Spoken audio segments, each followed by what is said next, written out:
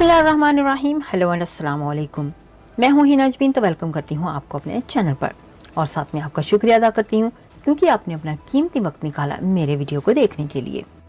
Social media की एक website x पर इकरारुल हसन लिखते हैं कि इमरान खान की ईमानदारी और हुब्बुल वतनी पर शक नहीं, लेकिन ये तो आप भी मानते हैं कि खान साहब से गलतियां हुई और वो आइंदा ये गलतियां नहीं दोहराएंगे। जबकि मुझे लगता है कि तब तक गलतियां होती रहेंगी जब तक सियासी जमातों में फैसले फर्द वाहिद की मरहून मिन्नत होंगे। पाकिस्तान को ऐसी जमात या जमातों की ज़रूरत है जिनमें कारकुनान इज्तिमाई तौर पर खुद फैसले करें और उन्हें कारकुनान में से वज़ीर आज़म का उम्मीदवार मुंतखब हो, जैसा कि दुनिया की हर अच्छी जमहूरियत में होता है।